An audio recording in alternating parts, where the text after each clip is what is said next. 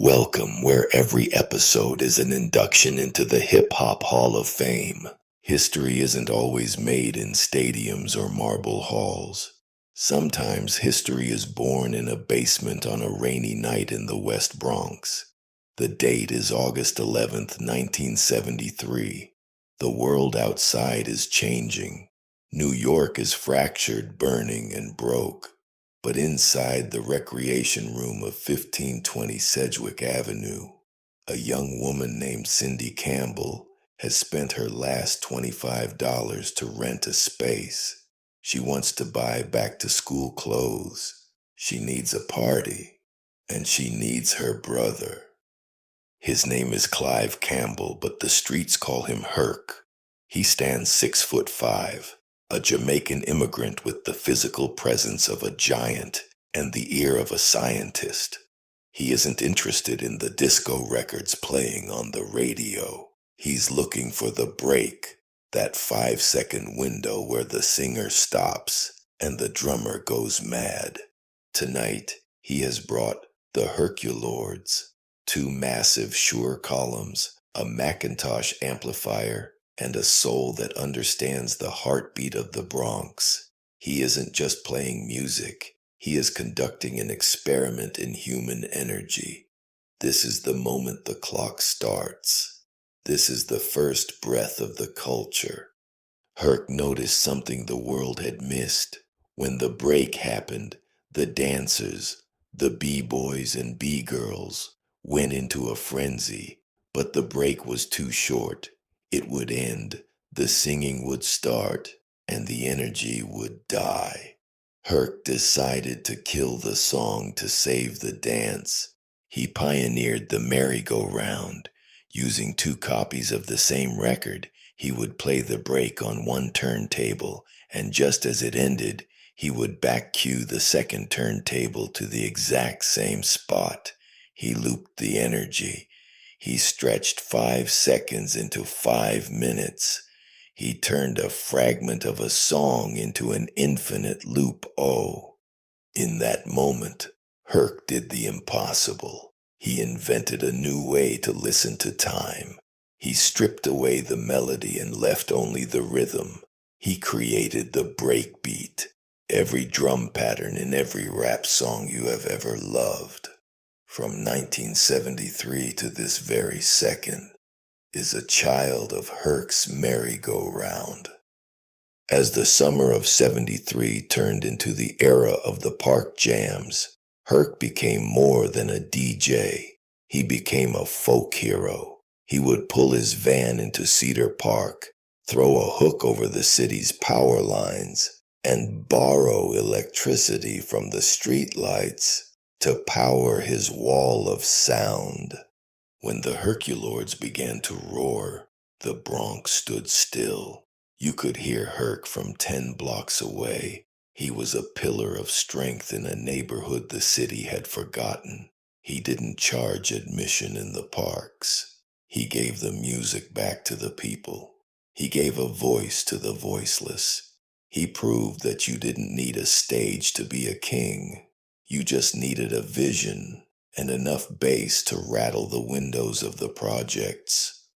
We give flowers to many, but we owe the garden to one. Without DJ Kool Herc, there is no Grandmaster Flash. There is no Jay-Z. There is no global multi-billion-dollar industry. There is only a quiet rec room on Sedgwick Avenue. He didn't seek the fame of the radio. He didn't chase the contracts of the new school. He stood at the gates of the culture and held the key. He is the architect. He is the father. He is the first citizen of this institution. Welcome, where every episode is an induction into the Hip Hop Hall of Fame. Chapter 1: The 5 Fingers of the Fist. By 1978, the park jams of the Bronx were becoming more than just parties. They were becoming battlegrounds. To survive in that environment, a DJ needed more than just massive speakers. He needed a front line. Grandmaster Flash didn't just look for rappers. He recruited a tactical military unit. He found Cowboy, Kid Creole, Mr. Ness, Raheem, and a voice that would eventually shake the foundation of the music industry. Mel Mel. They called themselves the Furious Five. They were the first group in the history of the culture to move with a single unified mind. They didn't just take turns on the microphone.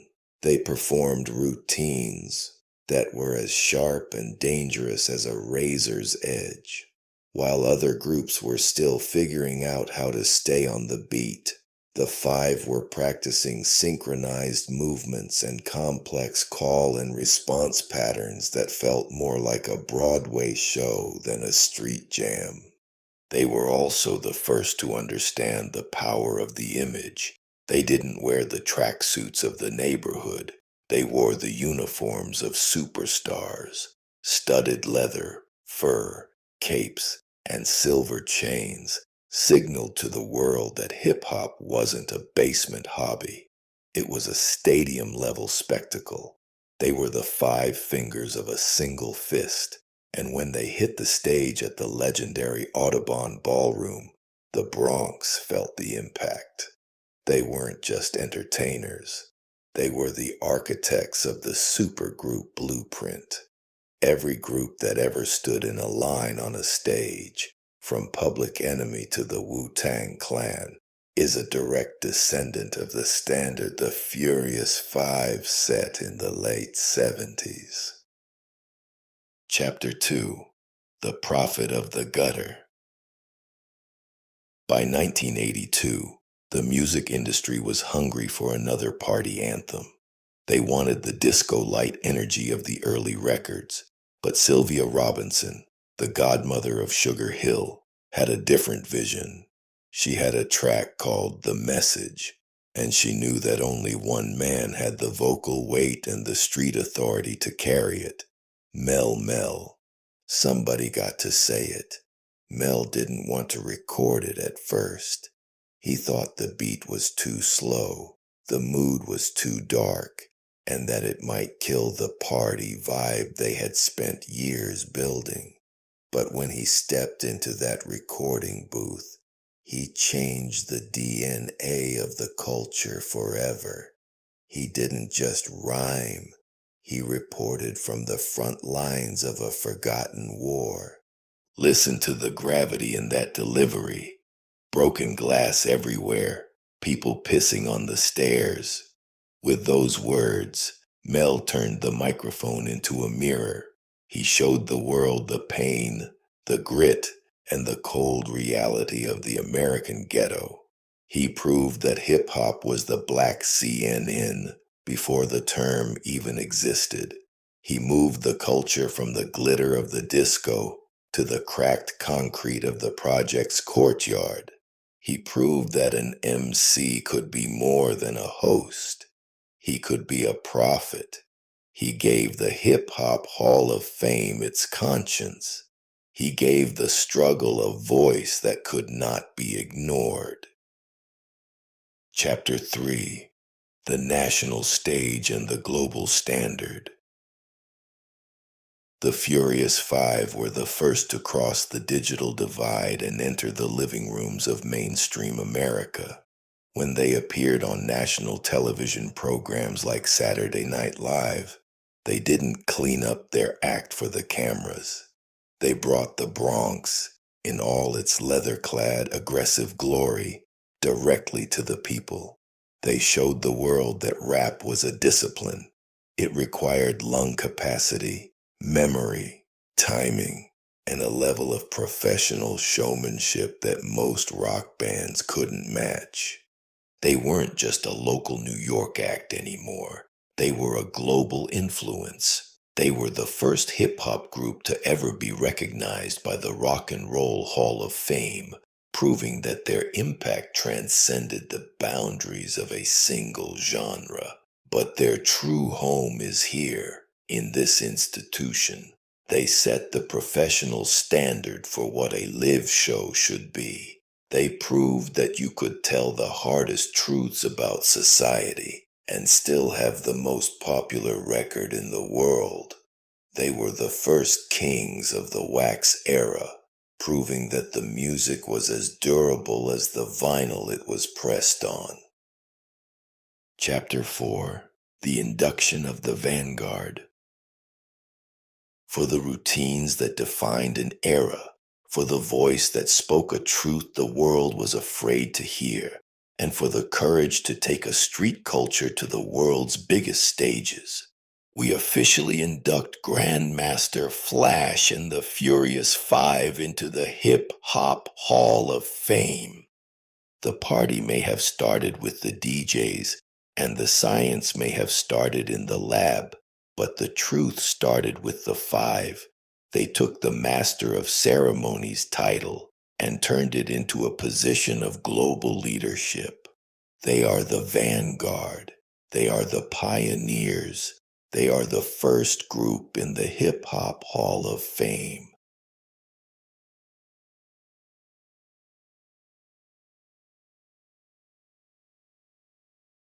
The mother of hip hop, Sylvia Robinson and the Sugar Hill Gang. 1. The Architect. The year is 1979. The setting is not a flashy Manhattan studio, but a modest record shop and office in Englewood, New Jersey. The woman behind the desk is Sylvia Robinson. To the casual observer, she is a former R&B star, the little Sylvia of the 1950s, and the sultry voice behind the 1973 hit Pillow Talk. But Sylvia was more than a performer. She was a polymath. She was one of the few women in the industry who could write, produce, arrange, and run a label simultaneously. By the late 70s, her label, All Platinum, was facing financial ruin. The disco era was cooling, and the industry was shifting, but Sylvia had an ear for the inner city heartbeat. While visiting a Harlem nightclub called Harlem World, she witnessed something that had yet to be captured on wax: the DJ-led block party culture. She saw a crowd mesmerized by an MC rhyming over the break of a record, while major labels saw this as a passing street fad. Sylvia saw a revolution. She turned to her husband, Joe Robinson, and made a declaration: I'm going to put rap on a record. 2. The recruitment. The birth of the Sugar Hill Gang was not a long-planned strategic alliance. It was a desperate, lightning-fast talent scout mission. Sylvia didn't go to the established Bronx legends like Grandmaster Flash or Africa Bambaataa, who were wary of recording their live art. Instead, she looked for fresh faces she could mold. Henry Big Bank Hank Jackson was discovered while working at a crispy crust pizza shop in Englewood. He was rapping along to a tape while tossing dough. Guy Master G. O'Brien was a 17-year-old who auditioned for Sylvia in her car outside the pizza shop. Michael Wonder Mike Wright was recruited that same afternoon after showing he had the charisma to carry a hook. Within hours, Sylvia had her trio. She named them after her new label, Sugar Hill Records, titled in honor of the affluent Harlem neighborhood that symbolized black excellence. But there was a catch. They needed lyrics. Hank, who wasn't a seasoned MC, reached out to a friend from the Bronx, Grandmaster Kaz of the Cold Crush Brothers. Kaz lent Hank his notebook, expecting a collaboration or at least a credit. Instead, Hank used those rhymes word for word, including the famous line, I'm the CASANOVA, effectively rapping Kaz's name onto the biggest record in history. 3. The Session. The recording of Rapper's Delight was a masterclass in faking it until you make it. Because rap was a live culture, Sylvia knew she couldn't just use a 3-minute pop structure. She gathered a house band, not a DJ, to replay the iconic bass line from Chic's Good Times. This was a pivotal moment. It was the first time hip-hop was divorced from the turntable and translated into a studio-produced song. Nile Rodgers and Bernard Edwards of Chic famously found out about the track when they heard it in a club and realized someone had lifted their groove. A legal battle ensued, resulting in one of the first major copyright settlements in hip-hop, eventually listing Rodgers and Edwards as co-writers. The track was a sprawling 14 minutes and 35 seconds. It was a party on vinyl. It wasn't political. It wasn't the message yet. It was about the rhythm of the boogie, the beat. When the record hit the airwaves in September 1979, the world changed overnight. 4. The explosion. Rapper's Delight became a global phenomenon. It reached number 36 on the Billboard Hot 100, a feat previously unthinkable for a talking record. It sold millions of copies, proving to a skeptical music industry that hip-hop was a viable commercial product. The Sugar Hill Gang became the face of a movement they hadn't actually started. They were the first to perform on American Bandstand and the first to tour internationally. However, this success came with a heavy price. To the true pioneers in the Bronx, the DJs and MCs who had been honing the craft since 1973, the Sugar Hill Gang were studio creations. They were seen as outsiders who had capitalized on a culture they didn't build. Sylvia Robinson, however, was undeterred. She used the momentum to sign the actual legends. She eventually brought Grandmaster Flash and the Furious Five to Sugar Hill Records. Under her guidance, they released The Message in 1982. If Rapper's Delight proved hip-hop could be a party, The Message proved it could be a social documentary. Sylvia's production was the bridge between the street and the studio. 5. The Legacy and the Fall. By the mid-1980s, the Sugar Hill empire began to crumble. The rise of labels like Def Jam brought a raw, more aggressive sound, think Run DMC and LL Cool J, that made the Sugar Hill Gang's party rap seem dated. Legal disputes over royalties, mismanagement, and the aggressive business tactics of the Robinsons led to a string of lawsuits. The members of the Sugar Hill Gang, Wonder Mike and Master G, spent decades fighting for the rights to their own names. For years, Sylvia's son, Joey Robinson Jr., toured as a member of the group using the Sugar Hill Gang trademark, while the original members were legally barred from using it. Sylvia Robinson passed away in 2011, but her imprint is indelible. She is the mother of hip-hop, not because she invented the art form, but because she had the vision to institutionalize it.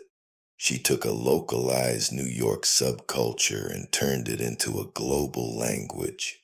Every multi-platinum rap album today can trace its DNA back to that 15-minute recording session in a New Jersey studio, organized by a woman who refused to believe that rap was just a fad. And that's why Sylvia Robinson is the first woman inducted into the Hip Hop Hall of Fame. The Sugar Hill Gang had hip-hop's first global hit, solidifying their spot in the Hip Hop Hall of Fame.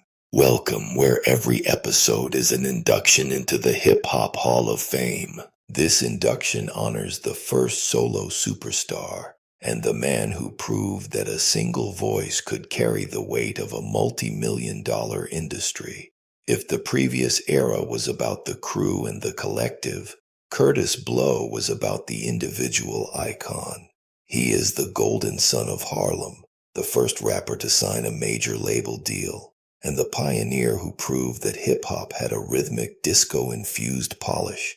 that could dominate the FM airwaves and the global charts. Chapter 1: The Harlem Prodigy and the Major Label Breakthrough.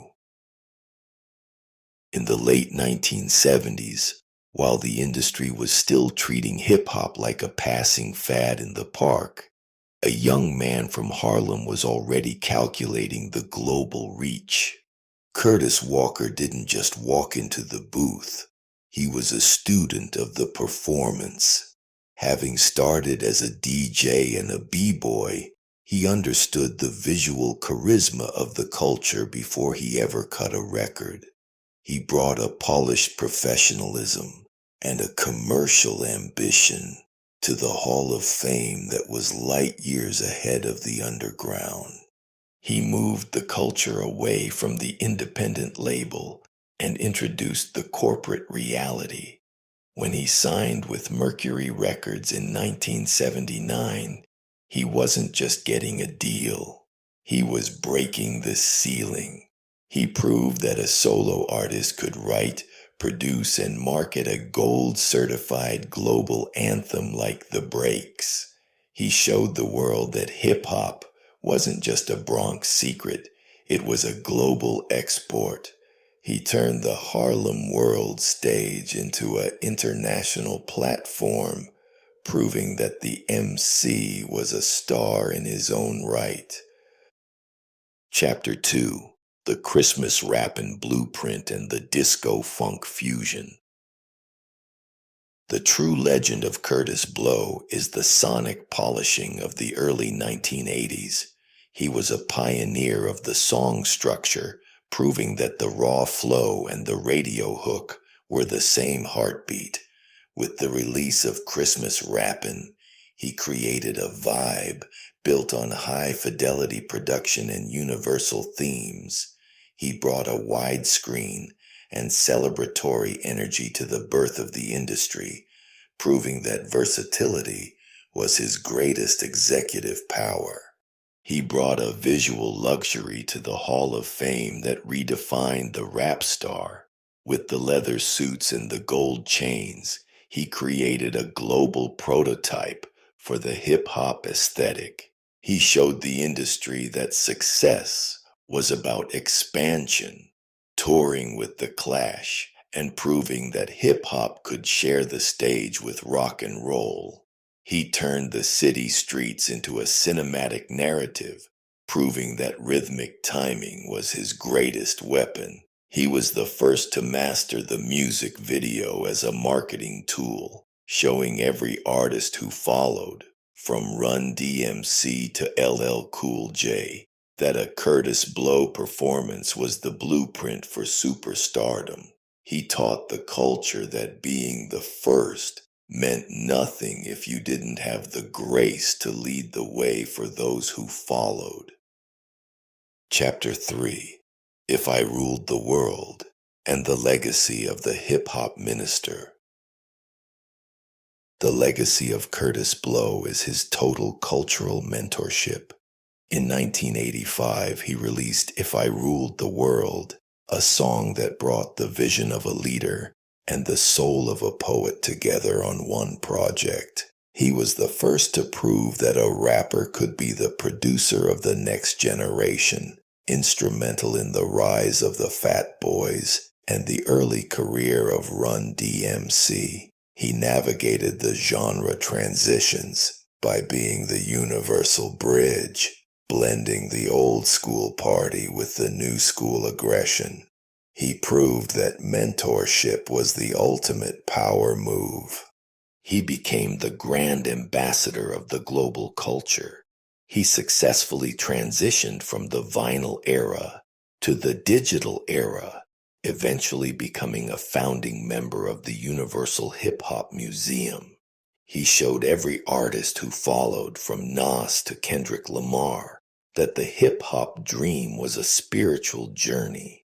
He transitioned from the stage to the pulpit as an ordained minister, proving that the hip-hop icon had the heart to serve the community beyond the music. He showed us that longevity was about faith and legacy. He proved that if the groove is timeless and the message is positive, the Curtis Blow era is eternal. Chapter 4: The Induction of the King. We induct Curtis Blow not just for the gold records or for being the first to tour internationally, but for the blueprint he gave the culture. He is the one who reminded us that hip-hop is a professional art form and that the MC is a global leader. He turned the party into a profession and the profession into a legacy. For the breaks that still make the world dance, for the doors he kicked down for every solo artist to follow, and for being the first to show us what a hip-hop icon truly looks like. We officially induct the pioneer, the king, the great Curtis Blow into the Hip Hop Hall of Fame.